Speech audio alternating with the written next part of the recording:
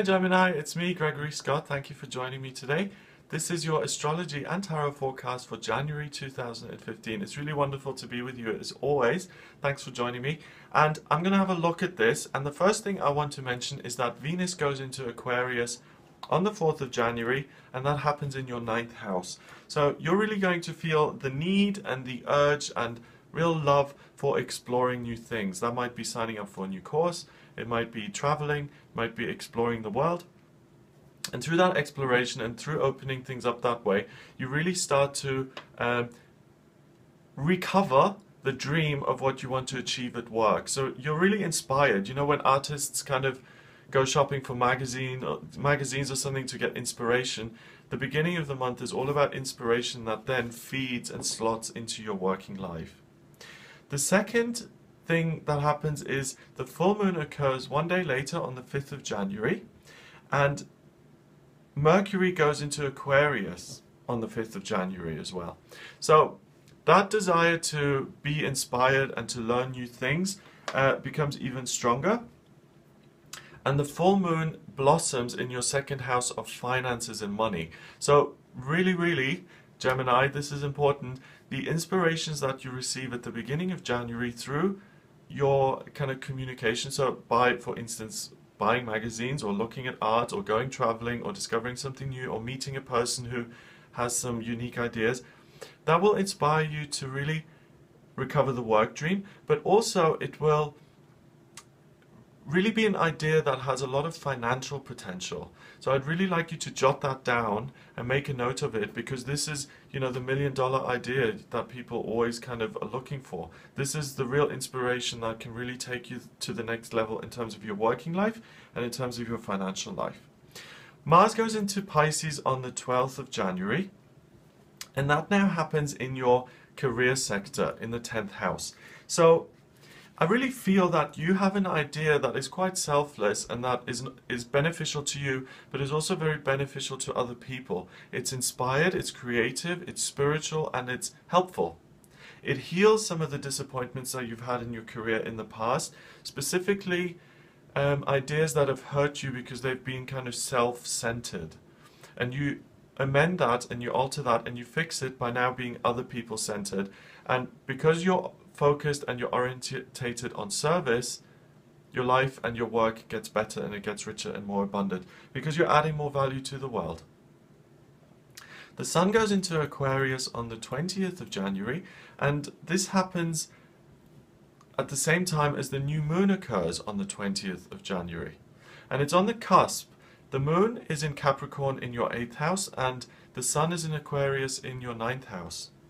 So, the new moon is an area of focus and really discovering and focusing and planning for the future. And that occurs in your sort of subconscious mind and getting rid of some of that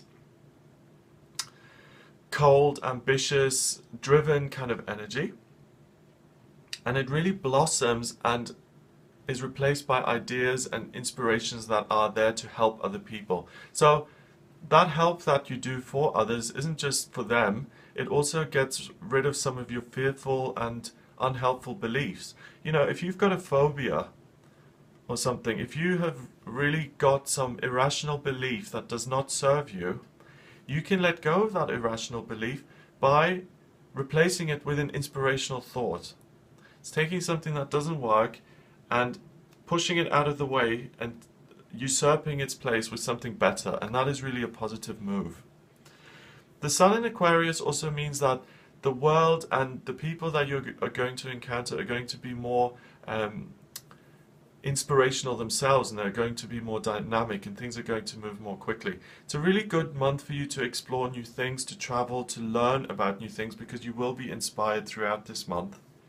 Mercury goes retrograde on the 21st, and that's in Aquarius. So that kind of energy that I've just been speaking about will really start to slow down quite significantly on the 21st, and it stays in retrograde until the 11th of February. I've done a video on Mercury retrograde specifically. If you're interested in that phenomena, then please have a look at that video.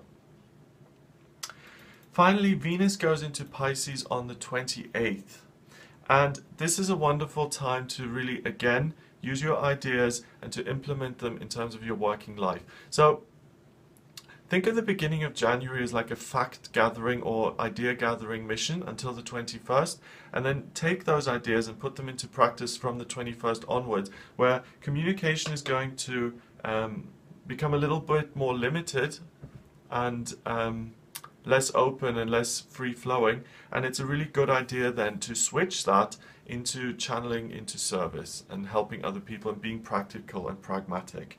I'm going to draw a tarot card now to give you an overall theme for this month.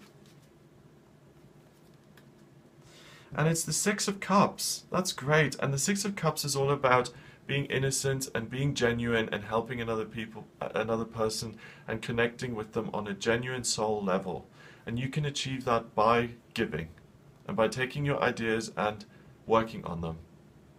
You're really going to be useful to the world this month, Gemini, and it's really exciting for me to see that, because that means your life individually is going to get better as well, and the lives of everyone who comes into contact with you gets better as well. So you're really a beacon in January 2015, and that's a wonderful way to start a new year because you're setting the theme for the year.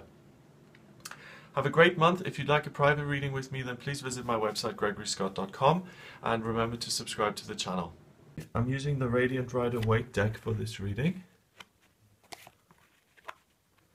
Let's see what's coming up. Okay.